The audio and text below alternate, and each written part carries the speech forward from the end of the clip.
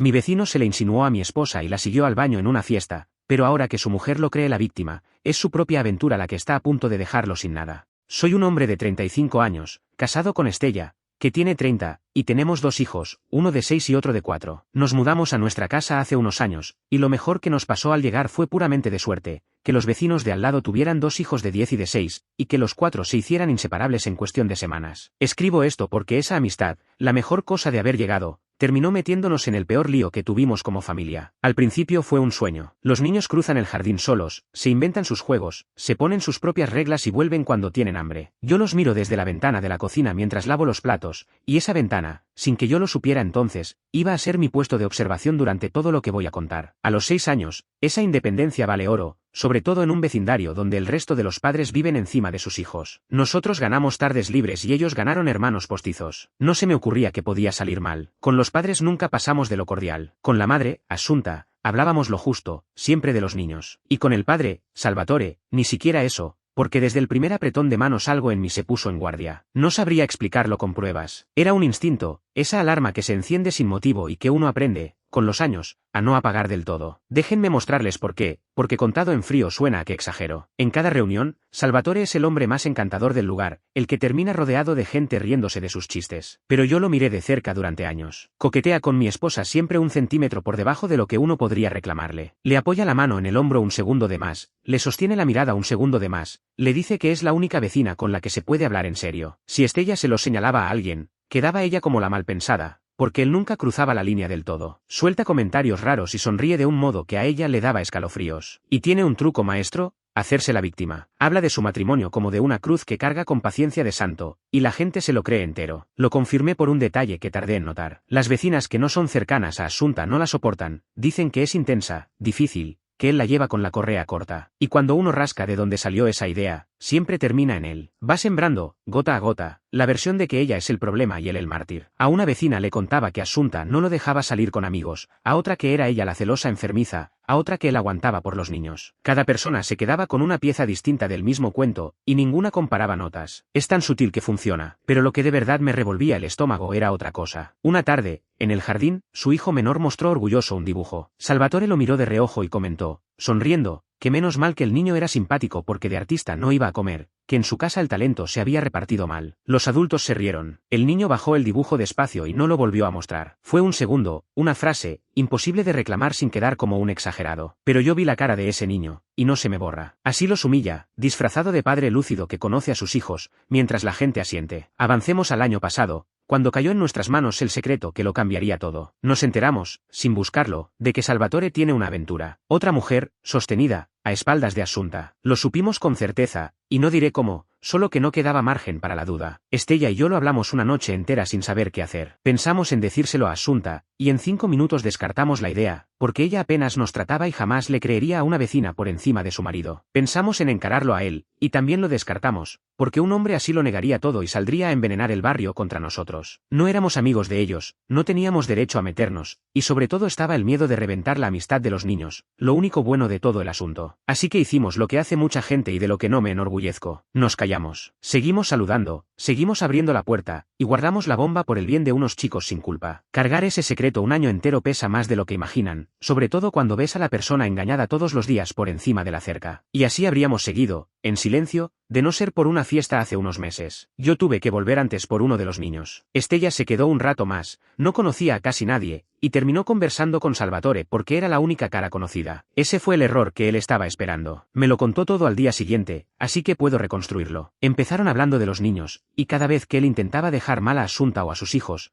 ella lo frenaba, porque a Estella le hierve la sangre cuando hablan mal de niños que quiere. Después llegó el coqueteo. Ella lo dejó pasar al principio, confiada, y lo rechazó con claridad cada vez que él subió el tono. No una vez, varias. Nada de eso lo detuvo. Entonces pasó lo que todavía me cuesta escribir sin apretar los dientes. Estella fue al baño, y él la siguió. Ella se dio cuenta en ese pasillo, lejos del ruido, y se congeló, porque por primera vez sintió que no tenía garantizada una salida segura. No fue una intuición vaga, fue miedo del cuerpo. Por suerte un amigo en común, Italo, los vio, leyó la escena de un vistazo y la sacó de ahí con cualquier excusa. Ella salió más furiosa que asustada, porque le había pisoteado todo lo que le había dicho con claridad durante horas. Él no aflojó en toda la noche. Ella lo esquivó, cambió de grupo, se pegó a Italo y a otras personas, probó de todo, y él seguía apareciendo, con una copa de más y esa sonrisa que ya no disimulaba nada. En un momento le bloqueó el paso cerca de la puerta, todavía con el tono de broma, y ahí Estella se cansó y fue directa. Le dijo que se alejara, que sabía perfectamente lo de su aventura, y que, aunque él le pareciera atractivo, cosa que no, jamás sería la tercera opción de nadie. Se lo dijo en voz baja, para no armar escándalo, pero con una firmeza que no dejaba lugar a otra lectura. Recién ahí retrocedió, asustado,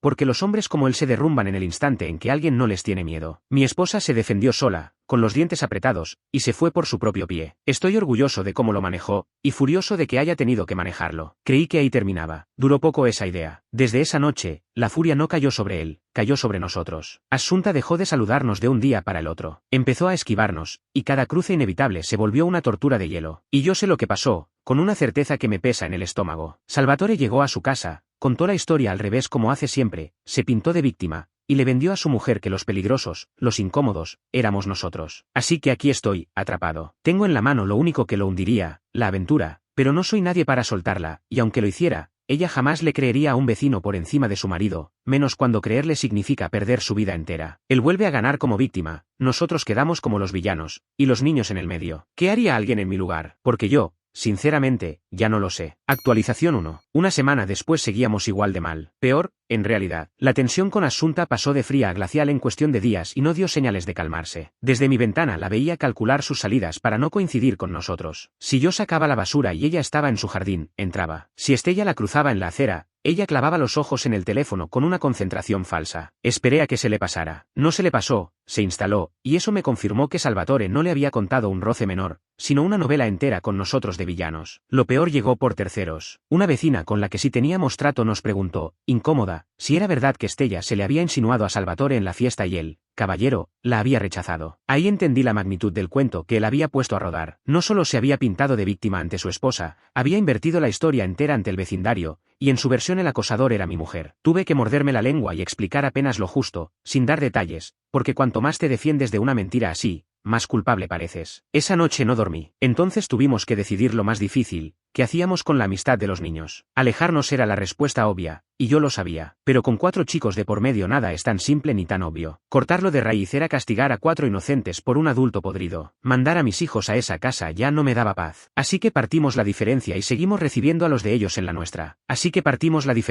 Los niños de ellos siguen viniendo a la nuestra, tan bienvenidos como siempre. Los míos, por ahora, no van para el otro lado. A los chicos les dijimos que era más cómodo jugar en casa, y felices, ni preguntaron. Sé cómo suena. Nos volvimos niñeros gratis del hombre que no soporto. Y es verdad, pero prefiero 1000 veces tener a esos 4 bajo mi techo, a salvo, que mandar a los míos a un lugar que me eriza la piel. Hubo quien me escribió que estaba siendo cobarde, que encarara a Salvatore de una vez. Lo pensé, y lo descarté rápido, porque encarar a un hombre así no aclara nada, solo le regala material fresco para su papel de mártir. Elegí tragarme el orgullo. No por él, por los niños. Y ahí quedamos, en un empate tenso, con los niños cruzando el jardín en una sola dirección. Los 4 seguían felices, ajenos a todo, riéndose en nuestro living mientras afuera la calle era otra cosa. Verlos así era lo que nos hacía aguantar. Esa semana fue la más tranquila de los 3 meses que siguieron, aunque en ese momento no teníamos forma de saberlo. Actualización 2. Probamos una tregua. Duró exactamente un cruce en la puerta de casa. La tregua fue idea de Estella, que es mejor persona que yo. Lo que pasó en ese cruce me confirmó algo que ya sospechaba. En un cruce inevitable, al llegar todos a casa a la misma hora, ella saludó con naturalidad y preguntó por los niños como si nada. Asunta respondió con un silencio que congelaba el aire. Salvatore respondió peor, y aquí está el detalle. Se deshizo en amabilidad, sonriente, cálido, casi teatral, y lo hizo delante de su esposa a propósito, porque sabía que su despliegue de simpatía, contra nuestra incomodidad evidente, nos dejaba a nosotros como los raros y a él como el vecino accesible al que le hacen el vacío sin razón. Fue una jugada calculada para su único público que importaba, Asunta. Después de ese saludo teatral empecé a tomar nota. No de forma obsesiva, no quería convertirme en detective de mi propio vecindario, pero sí prestando atención y escribiendo lo que veía mientras estaba fresco. Guardé lo de la fiesta, tal como Estella me lo contó, esa misma semana. Guardé el saludo de la puerta. Si algún día hacía falta, ahí estaría. Días después Salvatore me regaló otra para el archivo. Le comentó a otro vecino, delante de mí y en voz alta a propósito, qué pena que algunas parejas jóvenes se metieran en vidas ajenas por aburrimiento. Hablaba de nosotros, pero sonriendo, sin nombrarnos, de modo que si yo saltaba, el paranoico era yo. Su método entero en una frase. Contra alguien que reescribe la realidad, guardar los hechos es la única defensa. Y una semana más tarde sumó otra. Se acercó a Estella en el supermercado, con testigos alrededor, y en voz cordial le dijo que ojalá pudiéramos dejar atrás el malentendido de la fiesta, por el bien de los niños. Sonaba a paz. Era otra trampa,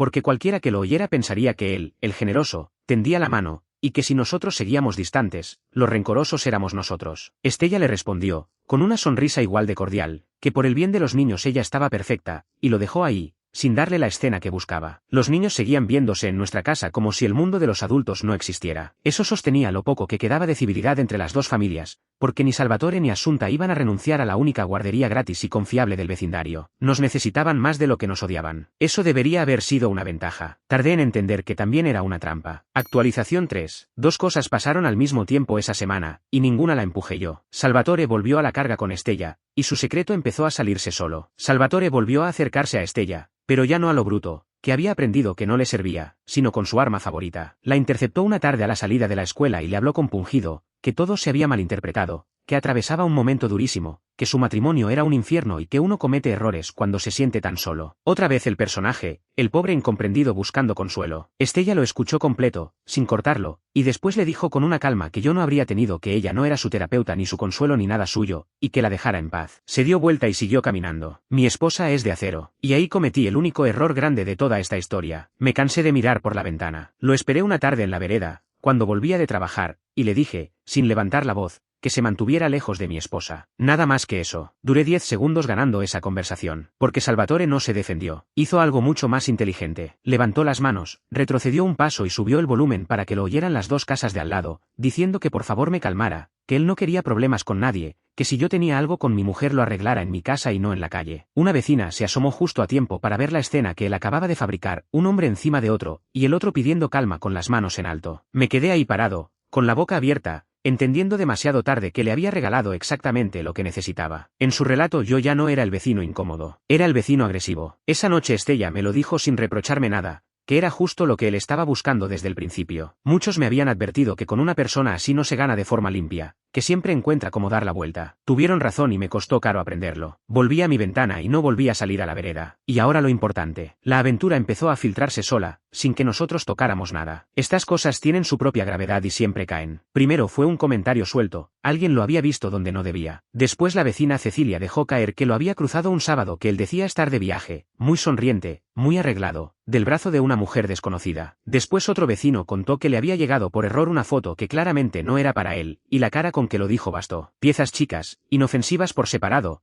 que dejaban de encajar con el cuento del marido devoto. Y entonces noté el cambio que lo decidiría todo. Assunta empezó a mirar distinto. La furia con nosotros seguía, pero encima le creció una alerta nueva. Empezó a espiar el teléfono de él de reojo, a preguntar por esos viajes con un interés que antes no tenía, a quedarse callada a mitad de una frase, atando cabos en silencio. La mujer no es tonta, vive con él. Y cuando el mundo entero empieza a contradecir lo que tu marido te jura, algo dentro de ti, por más que te aterre, empieza a escuchar. La vi, una tarde, parada en la puerta de su casa con el teléfono de él en la mano. No se movía. Estuvo así mucho rato. Al final entró y cerró la puerta despacio, sin ruido. No pasó nada visible esa noche, pero algo había cambiado. Desde mi ventana lo sentí antes de poder nombrarlo. Desde mi ventana lo veía venir. Sentía algo que tardé en nombrar bien. No era satisfacción, que era lo que esperaba sentir. Era más cercano a la lástima. Pero no solo por Assunta, también por el año entero que habíamos pasado aguantando a este hombre mientras ella vivía convencida de que éramos el problema. Él la había aislado, la había pintado de loca, y le había funcionado. Y ahora esa verdad se le metía en casa por las grietas. Actualización 4. Esta parte es la que peor me dejó dormir. Ya no hablo de saludos fríos ni de adultos ofendidos. Hablo de lo que empezó a costar de verdad,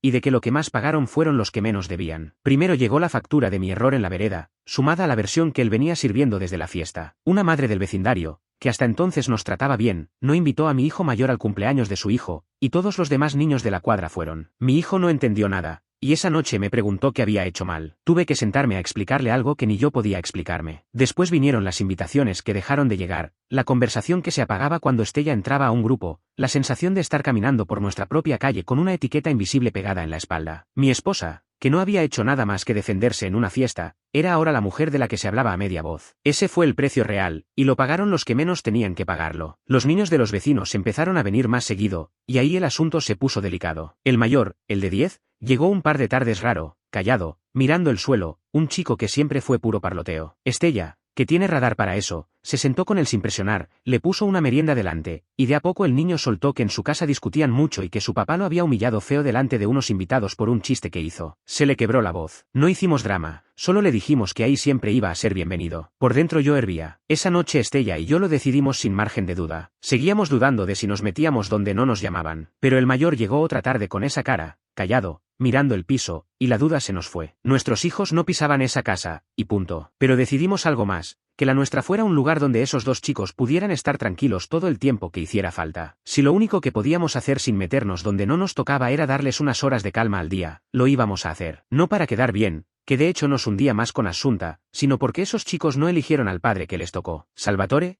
claro, no vio bondad en eso. Vio una oportunidad. Empezó a dejarnos a sus hijos cada vez más horas, sin una llamada, sin un gracias, mientras él se liberaba para sus asuntos, que yo ya sospechaba cuáles eran. Había mañanas de sábado en que golpeaban nuestra puerta a las 9 y nadie venía a buscarlos hasta que caía el sol. No dijimos nada, porque cada hora aquí era una hora en que estaban tranquilos y comidos, pero el mensaje era claro, a ese hombre sus hijos le importaban hasta donde le servían para la foto, ni un centímetro más. Y una tarde lo confirmó de la peor manera. Vino a buscar a los niños de buen humor, con público en la vereda, y al ver que el menor se había manchado la ropa jugando, en vez de reírse le soltó delante de todos que no servía ni para estar limpio una hora, que era un desastre andante. Lo dijo con esa sonrisa suya que hace pasar la crueldad por chiste. Los vecinos rieron por compromiso. El niño se apagó de golpe. Yo estaba adentro y lo escuché todo desde la cocina. Salí un minuto después con cualquier excusa. Ya el daño estaba hecho. Estella le ofreció una galleta al chico sin hacer comentarios. Salvatore nos miró a los dos con la sonrisa congelándose un poco. Nadie dijo nada más. Pero desde ese día supimos que había un frente nuevo, el de quien iba a marcar el tono delante de esos niños. Por eso Estella terminó de poner el límite que faltaba. Otra tarde, Salvatore usó la entrega de los niños de excusa para intentar entrar y quedarse charlando, y ella le dijo en la puerta, con toda amabilidad y sin ceder un milímetro, que los niños estaban bien cuidados y que volviera más tarde a buscarlos. No lo dejó pasar. Literal. El hombre se quedó en el umbral con la sonrisa congelándose, sin entender por qué su encanto no abría esa puerta. Un pequeño gran triunfo, y también un aviso, porque nada enfurece más a un tipo así que una persona sobre la que no tiene ningún poder. Eso lo aprendimos al precio de algo. Actualización 5. Reventó. Un martes cualquiera. A través de la pared de la sala, escuchamos cómo se caía un matrimonio de 13 años. No hubo nada que nosotros empujáramos. Llevaba meses cayendo solo. La aventura dejó de ser rumor y se volvió un hecho imposible de tapar. Por lo que se supo, Asunta encontró pruebas, juntó los mensajes que él creía borrados con las fechas de los viajes que no eran viajes y con lo que venían soltando las vecinas, y de golpe el rompecabezas quedó armado. Una noche, la casa de al lado fue el escenario de la pelea más fuerte que oí nunca a través de una pared. No voy a fingir que no escuchamos, porque medio vecindario escuchó. Mandamos a nuestros hijos a la otra punta de la casa y nos quedamos en la cocina, en silencio, sabiendo que del otro lado se derrumbaba algo que veíamos venir hacía un año. La verdad salió, y salió de la forma que nadie predijo. Acertaron de lleno, aunque el desastre llegó de una forma que ninguno predijo. Su reacción fue la de siempre, pero por primera vez le falló. No pidió perdón, no asumió nada. Etacó. Juró que ella malinterpretaba todo, que estaba paranoica, que la culpa la tenían los vecinos entrometidos que le habían llenado la cabeza. O sea, nosotros. Hasta con las pruebas en la mano de su esposa, buscó al culpable en todos lados menos en el espejo. Solo que esta vez el encanto no alcanzó para tapar lo que estaba escrito. Después hizo lo que mejor sabe, salir a contar su versión de víctima puerta por puerta, que Asunta lo había echado por un malentendido,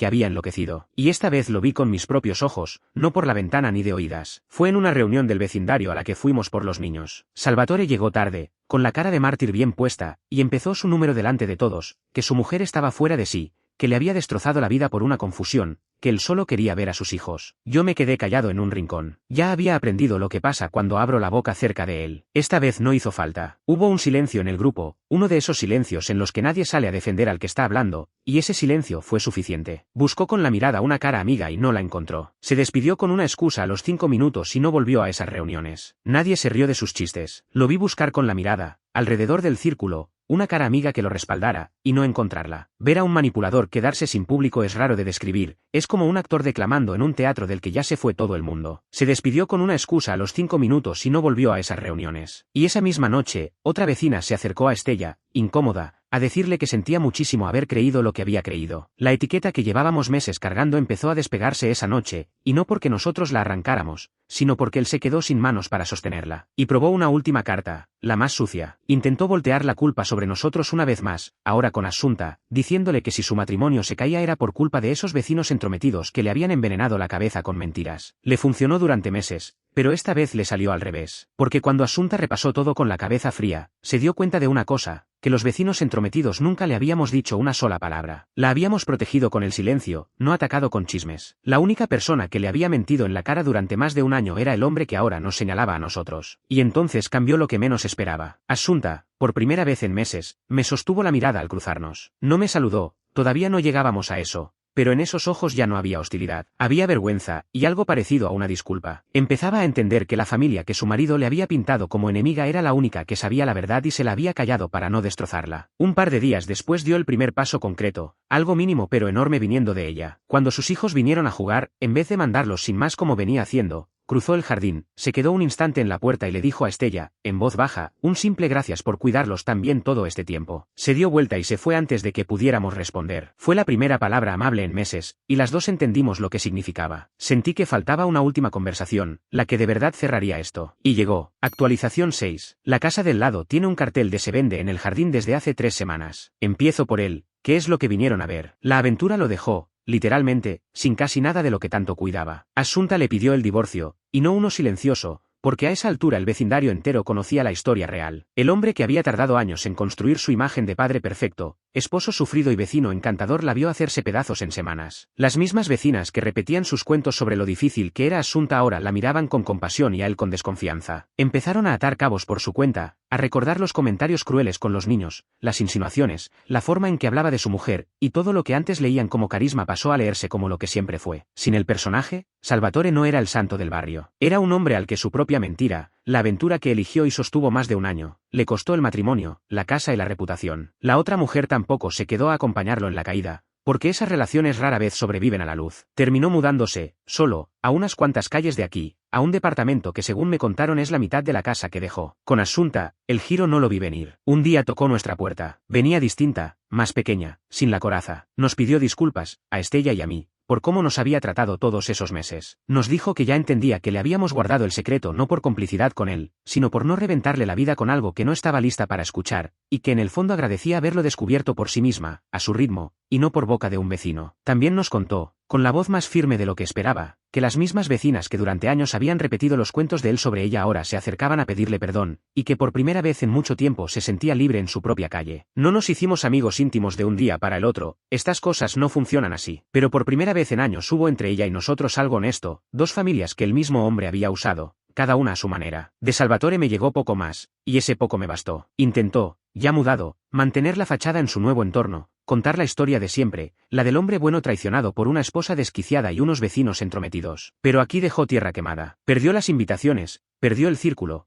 perdió el escenario donde su personaje tenía sentido. Un manipulador sin público es apenas un hombre solo, y eso fue exactamente en lo que quedó. Y los niños, que fueron desde el arranque lo que más nos importó, están bien, siguen siendo amigos de los nuestros, siguen cruzando el jardín, aunque con la mudanza pronto será más lejano. Asunta se queda un tiempo hasta vender, y mientras tanto los cuatro juegan como si nada, ajenos a la tormenta que les pasó por encima de la cabeza. El mayor volvió a ser el charlatán de siempre apenas su padre dejó la casa, y esa sola cosa, para mí, pagó cada minuto de incomodidad. Anoche los miré otra vez desde la ventana de la cocina, la misma desde la que llevo meses vigilando esta guerra, y por primera vez no había nada que vigilar. Solo 4 chicos peleándose por un turno en la bicicleta y una casa vacía al lado con un cartel en el jardín. No lo desenmascaramos nosotros. No ganamos ninguna pelea a los gritos. Nos corrimos, cuidamos lo nuestro, recibimos a unos chicos que no tenían culpa de nada, y esperamos. Y él tropezó solo, con lo suyo, sin que nosotros tocáramos nada. Anoche los miré desde la ventana de la cocina, los 4 peleándose por el turno en la bicicleta. El mayor volvió a ser el charlatán de siempre apenas su padre dejó la casa, y esa sola cosa vale más que cualquier otra cosa que haya pasado este año. Todavía no sé si hicimos bien en callarnos tanto tiempo. El secreto pesó. Estella lo cargó de otra forma que yo, y hubo noches en que ninguno de los dos dormíamos bien sabiendo lo que sabíamos. Si pudiéramos repetirlo no sé qué haríamos distinto, y eso me molesta. Pero el mayor volvió a reírse, y eso sí lo sé.